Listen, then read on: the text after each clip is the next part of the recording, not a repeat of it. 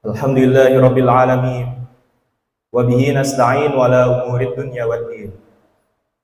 Wassalatu wassalamu ala ashrafil anbiya'i wal mursalin Sayyidina Muhammadin wa ala alihi wa sahbihi wa man tabi'ahum bi ihsanin ila yaumiddin. Ashhadu an la ilaha illallah wahdahu la syarika lah. Wa ashhadu anna Muhammadan abduhu wa rasuluhu la nabiyya ba'dah. Amma ba'd, faya ayyuhan nas, u'budu rabbakumul ladzi khalaqakum wal ladzina min qablikum la'allakum tattaqun. Faqala ta'ala, bismillahirrahmanirrahim. Wa ilahukum ilahu wahid, la ilaha illa huwar rahmanur rahim. Hadirin jamaah Jumat yang berbahagia, alhamdulillah hari ini kita masih diberi kesempatan untuk berkumpul melaksanakan ibadah sholat Jumat yang kesekian kalinya. Tentu saja ini berkat nikmat yang diberikan Allah Subhanahu wa Ta'ala berupa kesehatan dan juga waktu yang masih menyertai kita. Rasulullah SAW pernah bersabda, "Ni'matani maghbunun fihi katsir minan nas." Ada dua nikmat yang sering kali dilupakan oleh banyak orang. Yang pertama as-sihah, nikmat sehat. Yang kedua al-faragh, nikmat waktu luang. Kita mungkin masih sering merasa kekurangan, tidak punya apa-apa. Padahal selama kita masih punya tubuh yang sehat, jiwa yang sehat, dan cukup waktu untuk beribadah, sejujurnya itu adalah hal-hal yang sangat banyak untuk kita syukuri. Hadirin sekalian, kita boleh saja melupakan yang namanya nikmat sehat, yang namanya nikmat waktu, dan nikmat-nikmat lainnya.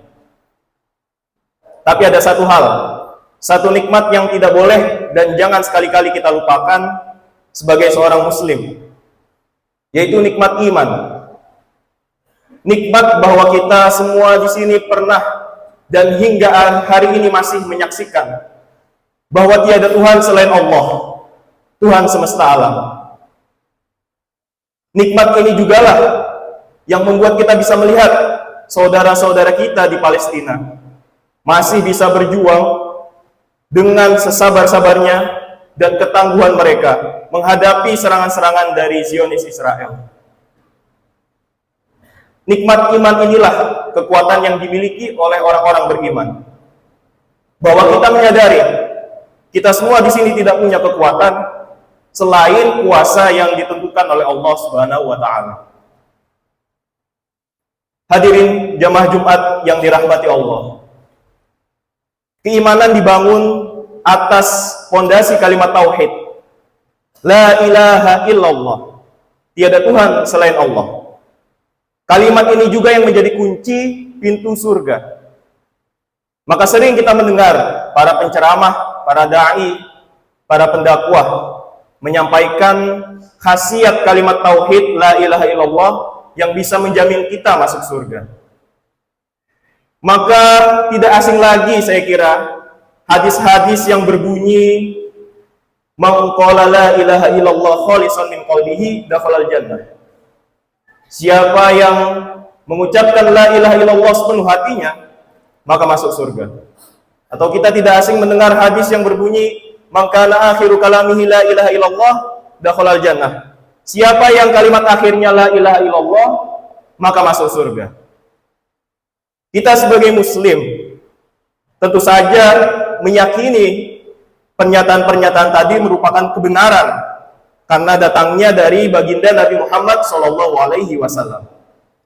Namun sebetulnya riwayat-riwayat tersebut kurang dan bisa saja menimbulkan kesalahpahaman di antara umat jika tidak dijelaskan lebih lanjut.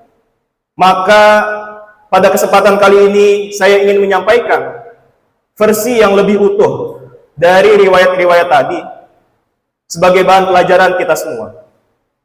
Salah satunya riwayat dari sahabat Abu Hurairah radhiyallahu anhu.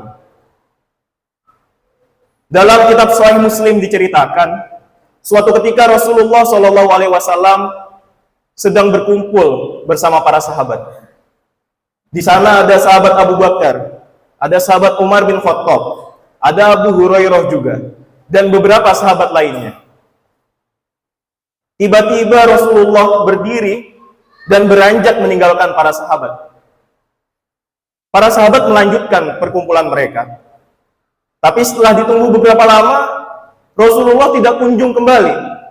Mereka mulai khawatir. Apa yang terjadi dengan Rasulullah? Jangan-jangan beliau ini diserang musuh di tengah jalan.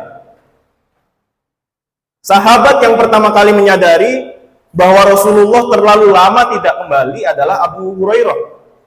Maka Abu Hurairah pergi menyusul Nabi Muhammad hingga menemukan sebuah taman milik orang Ansor.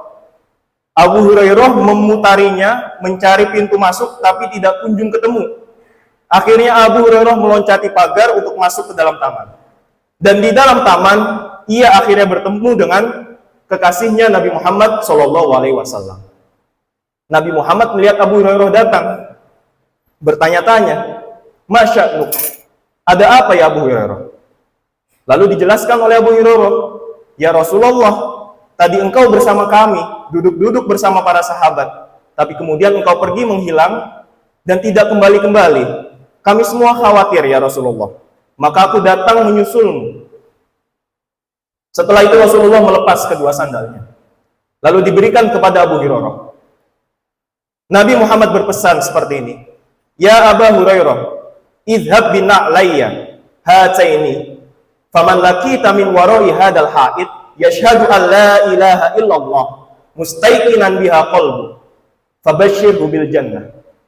Wahai Abu Hurairah, kamu pergilah bawa sandalku ini, lalu kabarkan kepada setiap orang yang kamu temui di luar sana, yang mana mereka bersaksi tiada Tuhan selain Allah, maka surga baginya.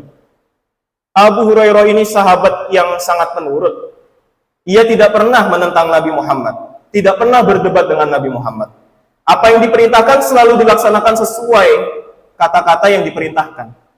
Maka Abu Hurairah keluar dari taman, menyampaikan pesan Rasulullah ini. Dan orang pertama yang beliau temui adalah Umar bin Khattab. Di jalan, Abu Hurairah berpapasan dengan Umar. Umar bertanya, "Ya Abu Hurairah, ada apa? Kenapa kok nenteng-nenteng sandal?" Kata Abu Hurairah, "Ini sandal Rasulullah SAW. Dan saya diminta menyampaikan pesan, kalau bertemu orang dan dia bersaksi tidak ada Tuhan selain Allah, maka surga baginya." Bagaimana tanggapan Umar bin Khattab mendengar kabar gembira seperti ini? Apakah tersenyum atau tertawa? Tidak. Umar bin Khattab mendorong dada Abu Hurairah hingga ia tersungkur jatuh. Lalu membentak Abu Hurairah, "Irji ya Abu Hurairah." Kembali kamu ya Abu Hurairah. Langkah Abu Hurairah dihalang-halangi oleh Umar bin Khattab. Lalu Abu Hurairah kembali menghadap Rasulullah, ingin mengadu. Umar di belakangnya mengikuti Abu Hurairah. Saking kerasnya pukulan Umar itu sampai Abu Hurairah cerita beliau ingin menangis. Rasulullah melihat kembali Abu Hurairah, bertanya-tanya lagi, "Ada apa Abu Hurairah?" Kata Abu Hurairah, "Ya Rasulullah, saya dipukul Umar." Rasulullah tahu sahabatnya yang satu ini adalah temperamental, tapi sekaligus rasional, pandai dan cerdas. Selalu ada alasan di balik setiap apa yang dia lakukan. Maka Rasulullah bertanya, "Ya Umar, ma hamalaka ala ma fa'alta?" Umar, apa alasannya kamu melakukan itu? Kenapa kamu memukul Abu Hurairah? Lalu Umar kembali bertanya ke Rasulullah, "Ya Rasulullah, apakah betul engkau mengutus Abu Hurairah membawa sandalmu dan menyampaikan kepada orang-orang yang ia temui kalau ada yang bersaksi tiada Tuhan selain Allah maka surga baginya?" Jawab Rasulullah, "Na'am, iya betul, saya mengutus Abu Hurairah." Lalu Umar pada kali ini meminta kepada Rasulullah, "Fala taf'al fa inni akhsha ayat takilan nas 'alaiha fa khalihim ya'malun." Tolong ya Rasulullah, jangan dilakukan. Karena aku ini kok khawatir. Nanti kalau ini disampaikan kepada orang-orang, mereka jadi malas beribadah. karena merasa sudah cukup dengan kalimat la ilaha illallah. Fakholihim ya'malun, maka biarkan, tolong ya Rasulullah, mereka beramal ibadah seperti sekarang ini. Dan tidak disangka-sangka Rasulullah Shallallahu Alaihi Wasallam setuju dengan pendapat Umar. Lalu beliau bersabda, fakholihim, ya sudah, biarkan mereka. Abu Hurairah tidak jadi diutus untuk menyampaikan berita tadi.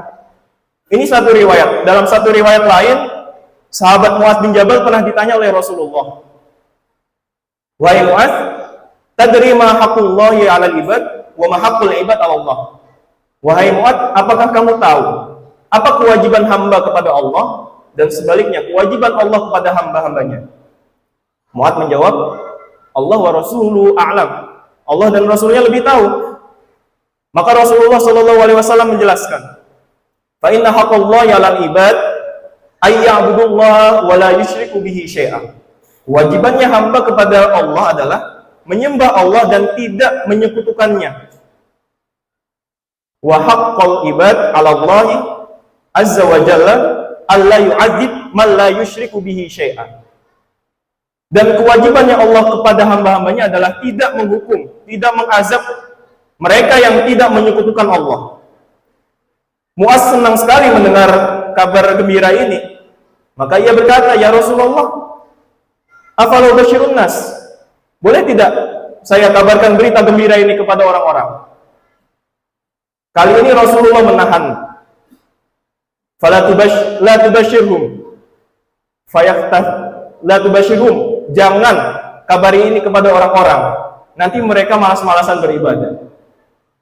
Jadi dari dua riwayat barusan, sebetulnya hadis-hadis yang berisi bahwa ucapan la ilaha illallah, siapa yang mengucapkan la ilaha illallah akan masuk surga, itu tidak bisa dipahami secara setengah-setengah, dan kita harus memahaminya secara menyeluruh. Hadirin jamaah Jumat yang berbahagia, saya ingin menyampaikan bahwa pemahaman kita terhadap hadis tadi haruslah ditambahi dengan riwayat-riwayat yang barusan saya bacakan dan beberapa riwayat lain yang menyertainya. Bahwa hadis ini tidak serta-merta bisa sembarangan diajarkan, disampaikan tanpa menjelaskan dialektika yang terjadi antara Umar bin Khattab dengan Rasulullah. Bagaimana pertimbangan Umar mengapa kok tidak memilih untuk menyimpan riwayat ini agar tidak tersebar ke banyak orang, agar umat tidak malas-malasan beribadah. Bahwa tidak cukup hanya dengan la ilaha illallah, tapi la ilaha illallah itu juga sepaket. Syaratnya adalah juga melaksanakan seluruh perintah Allah dan menjauhi larangan-larangannya. Barakallahu li wa lakum fil Qur'anil azim. Wa nafa'ani wa iyyakum bima fihi minal ayati wa dzikril hakim. Wa taqabbalallahu minna wa minkum tilawatahu innahu huwas samiul alim.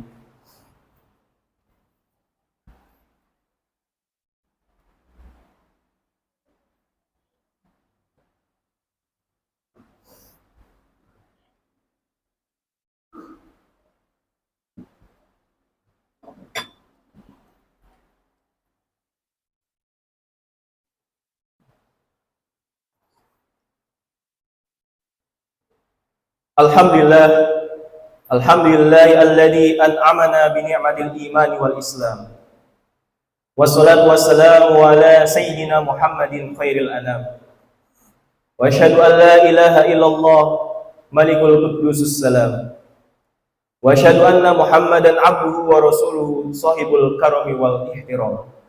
Amma ba'd. Fa ya ibadallah, usikum wa nafsi bitaqwallah. Faqad fazal muttaqun. Faqala ta'ala, bismillahirrahmanirrahim. Innallaha wa malaikatahu yusalluna 'alan nabi. Ya ayyuhalladzina amanu sallu 'alaihi wa sallimu taslima. Allahumma salli 'ala Muhammad wa 'ala ali Muhammad kama shallaita 'ala Ibrahim wa 'ala ali Ibrahim. Wa barik 'ala Muhammad wa 'ala ali Muhammad kama barakta 'ala Ibrahim wa 'ala ali Ibrahim fil alamina innaka hamidum majid. Allahumma ighfir lil muslimina wal muslimat wal mu'minina wal mu'minat al-ahya'i minhum wal amwat, min masyarikil ardi ila magharibiha, min ladun adama ila yaumil qiyamah.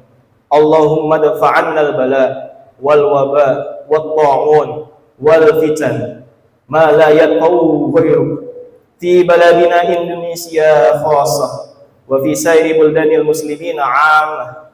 Allahumma ansur ikhwanana fi Palestin, Allahumma ansur mujahidina fi Palestin, Allahumma ansur muslimina fi Palestin. Allahumma ya Ghani ya Hamid, ya Mubdi ya Mu'id, ya Rahim ya Wadud, aghnini bihalalika an haramik, wa bi ta'atika an ma'siyatik, wa bi fadlika amman siwak. Rabbana atina fid dunya hasanah wa fil akhirati hasanah wa qina adzabannar.